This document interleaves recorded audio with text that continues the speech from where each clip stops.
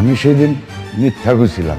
খবরদার খবরদার, তোমরা আমারে ছুঁইবা না। কেন আমারে মিথ্যা স্বপ্ন দেখাইয়া ওই রাজপ্রাসাদে পাঠাইছো তোমরা? হ্যালো বন্ধুরা, গরিব ঘরের রাজপুত্র নাটকের 30 নম্বর পর্বে আপনারা দেখতে চলেছেন অনেক মেঘলা সমস্ত সম্পত্তি ফিরিয়ে দিতে চলেছে, আর অন্যদিকে রাতুল সালিমা বিল্ডার্সের সকল কর্মচারীর সাথে খারাপ ব্যবহার করতে শুরু করেছে। এমনকি সালিমা বিল্ডার্সের যে ম্যানেজার ছিল তাকেও বের করে দিয়েছে।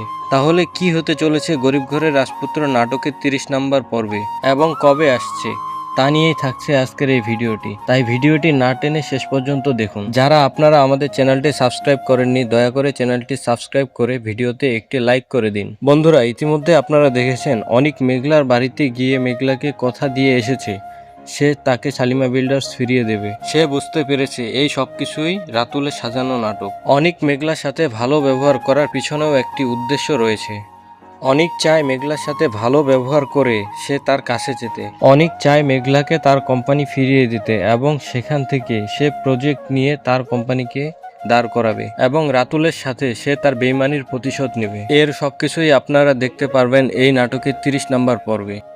মেঘলার সাথে সম্পর্ক ঠিক রাখতে চাইছে নাকি বৃষ্টি মা হতে পারবে না তা জানার পর মেঘলার সাথে সে সম্পর্ক ঠিক রাখতে চায়। মেঘলার পেটে যে বাচ্চাটি রয়েছে অনেক এখনো ভাবছে সে বাচ্চাটি অন্য কারো, তাই অনেক মেঘলাকে এখনো ঘৃণা করে। কিন্তু অনেক জানতে পারবে না মেঘলার পেটে যে বাচ্চাটি রয়েছে তা অনেকেরই। তো বন্ধুরা, তোমাদের কি মনে হয় মেঘলার পেটে যে বাচ্চাটি রয়েছে তা যে অনেকেরই, এটা কি অনেক জানতে পারবে নাকি জানতে পারবে না?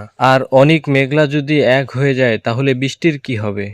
আর বৃষ্টি আর সাব্বিরকে কি একসাথে দেখা যাবে? তো বন্ধুরা, তোমাদের কি মনে হয় পরবর্তী এপিসোডে কি হতে চলেছে তা তোমাদের মতামত কমেন্টের মাধ্যমে জানিয়ে যাও। এখনো যারা আপনারা আমাদের চ্যানেলটি সাবস্ক্রাইব করেনি, দয়া করে চ্যানেলটি সাবস্ক্রাইব করে ভিডিওতে একটি লাইক করে দিন।